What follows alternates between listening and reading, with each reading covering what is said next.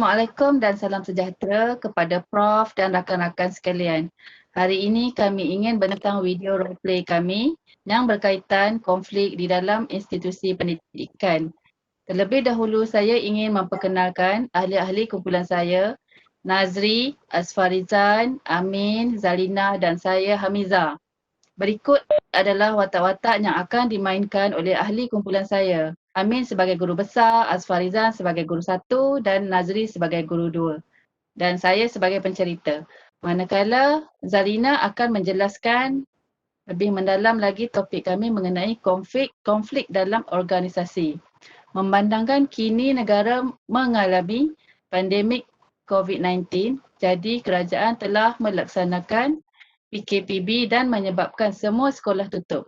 Tetapi para guru harus melaksanakan BDR iaitu bekerja dari rumah harus dilakukan agar murid-murid tidak ketinggalan pelajaran. Seperti mana yang kita ketahui, konflik dan stres yang dihadapi oleh pekerja pada hari ini adalah antara masalah atau situasi yang berlaku dalam semua organisasi atau tempat kerja. Masalah ini perlu diatasi agar suasana yang harmoni dalam organisasi dapat diwujudkan. Ini sekaligus akan memberikan kepuasan kepada pekerja dan majikan.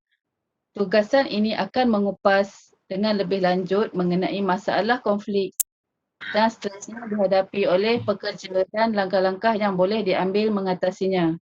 Konflik dalam maksud yang mudah dapat dihuraikan adalah perbezaan antara dua pihak yang membawa kepada percanggahan.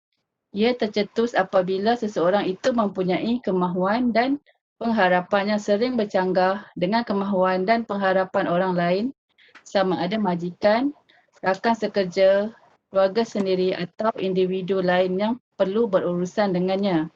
Oleh itu, cerita ini seperti berikut. Seorang guru sering hadir lewat ke sekolah.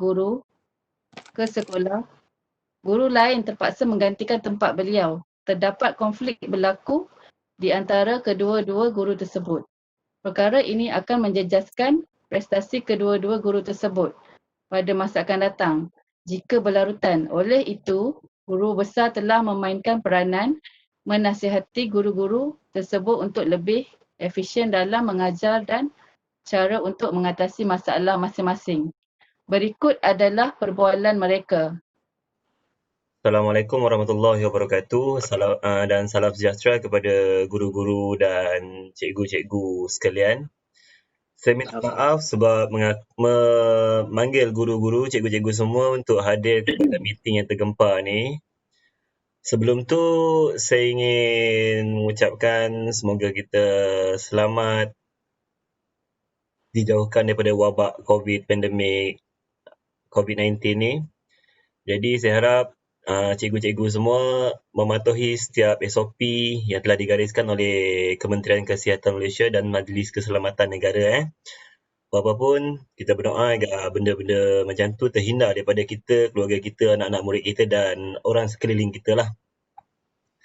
Seterusnya, tujuan utama saya manggil kamu untuk bermesyuarat ni sebab saya ada dapat satu laporan yang mengatakan bahawa ada di kalangan guru kita yang sering datang lewat yang menyebabkan ketidakpuashatian kepada cikgu-cikgu lain. So, mengikut laporan yang saya terima ni, Cikgu Nazri telah dilaporkan beberapa kali telah datang lewat ke sekolah. Untuk makluman semua, walaupun arahan kerajaan untuk menutup sekolah, tetapi cikgu diarahkan untuk tetap hadir ke sekolah untuk memastikan perjalanan sekolah tu secara online diteruskan. So, ada apa-apa yang perlu saya tahu, Cikgu Nazri? Assalamualaikum cikgu. Waalaikumsalam. Saya tak tahu pula ada laporan yang mengatakan sedemikian saya tak hadir ke sekolah, saya datang lambat ke sekolah pula tu. Saya tak tahu pula siapa yang sampaikan.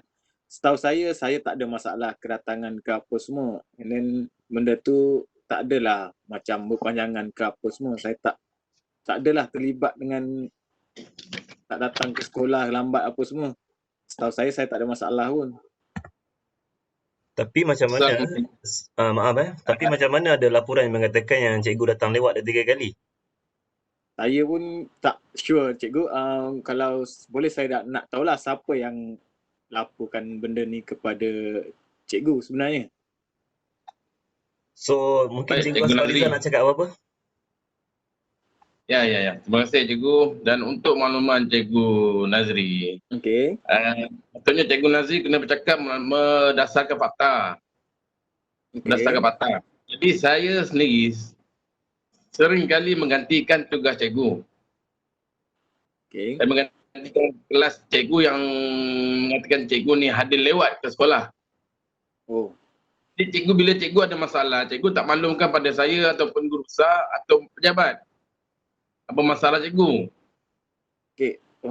Setahu saya tak adalah saya berpanjangan tak hadir, tak lambat datang ke sekolah. Benda tu tak adalah kata sampai 2-3 kali.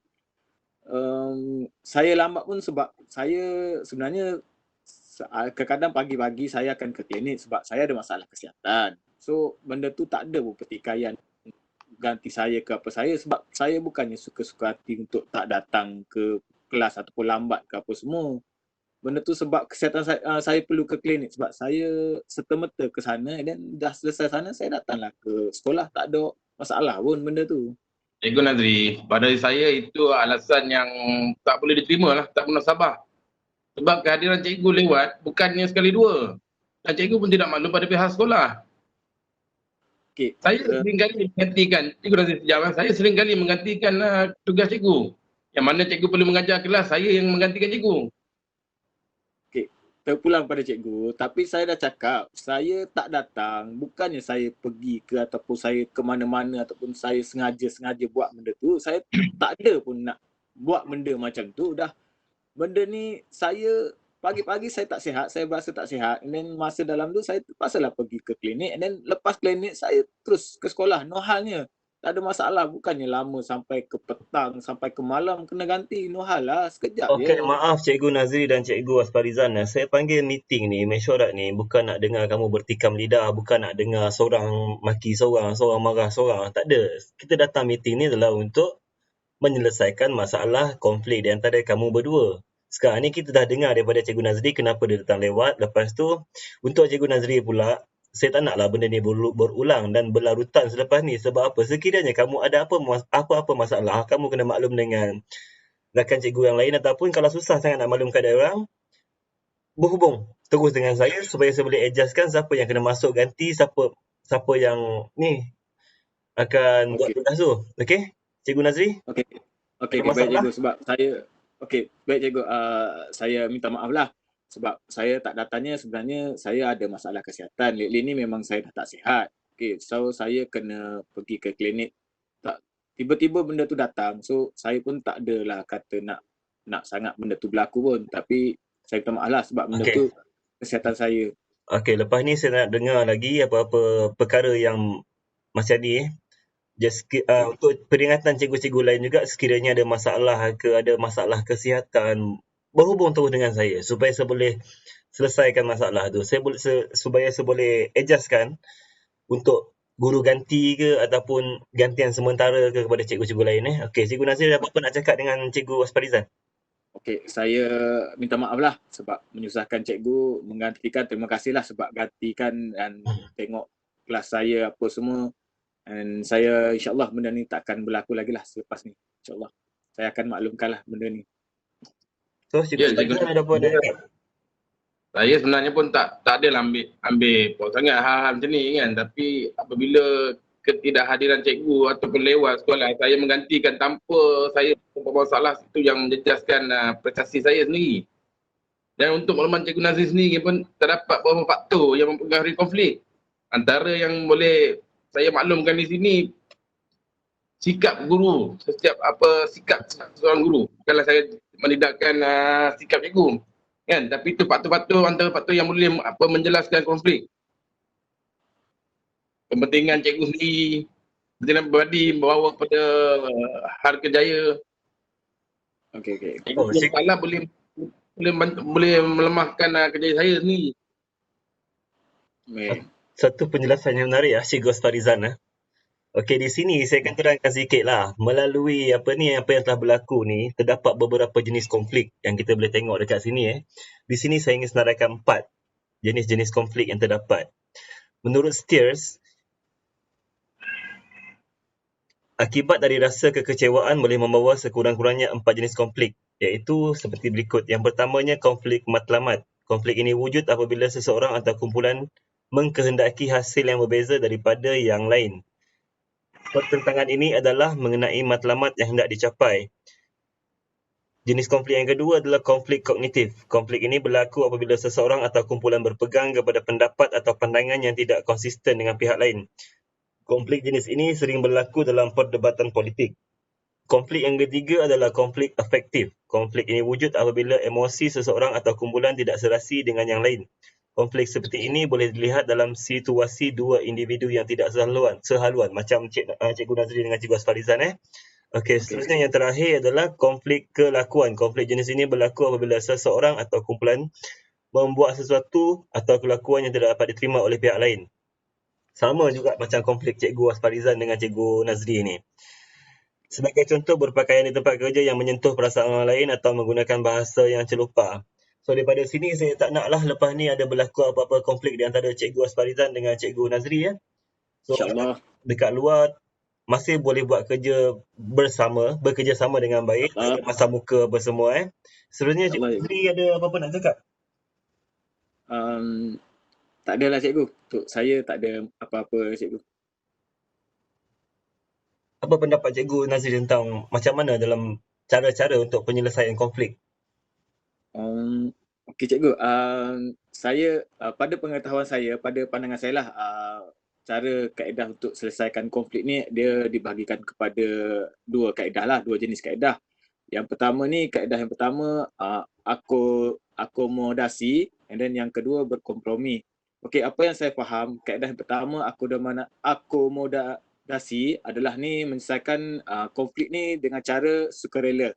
Yang mana dua-dua pihak ni tak mahu sesuatu berlaku secara berpanjangan dan memilih jalan yang sesuai untuk stopkan benda tu. So konflik ni tak nak berpanjangan dan dia akan keluar daripada suasana yang konflik berpanjangan sebab dia tak menguntungkan, dia akan menguntungkan kedua-dua pihak. Okey, konflik berkompromi yang kedua, berkompromi yang mana kedua-dua pihak ni berkonflik adalah yang berkonflik ni berpengaruh dan memiliki kekuatan dan karisma yang tinggi, yang tersendiri. Mereka berdua ni tak nak kalah dan tak nak mengalah secara sukarela, and then diorang ni macam kita cakap dua-dua akan buat macam satu orang cakap win-win situation.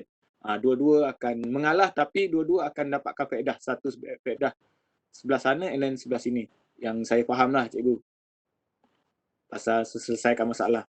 Terima kasih kepada Cikgu Nazri dan Cikgu Asfarizan. Seterusnya kita serah kepada Puan Hamiza. Itu apa yang dapat kita simpulkan dalam perbualan tersebut ialah konflik intrapersonal dan interpersonal dalam kumpulan boleh menjejaskan pencapaian sekolah. Peringkat konflik yang minima dapat membantu dalam membina pemikiran kritikal di kalangan guru-guru di sekolah. Hal ini dapat membantu mereka menjadi lebih responsif terhadap keperluan untuk berubah bagi meningkatkan pencapaian prestasi sekolah. Manusia sebagai makhluk sosial selalu berinteraksi dengan sesama manusia. Ketika berinteraksi dengan sesama manusia selalu diwarnai dua hal, iaitu konflik dan kerjasama. Dengan demikian, konflik merupakan sebahagian dari kehidupan manusia, di mana kita dapat mengelakkan daripada berlakunya konflik. Oleh itu, konflik perlu ditangani dengan bijak agar pihak yang terlibat dalam konflik berada dalam keadaan win-win situation. Hal ini penting untuk membantu sekolah mencapai kecemerlangan dan justeru meningkatkan prestasi sekolah demi mencapai hasrat sekolah berprestasi tinggi, iaitu SBT. Jadi, video ini merupakan pembentangan daripada kami. Sekian, terima kasih.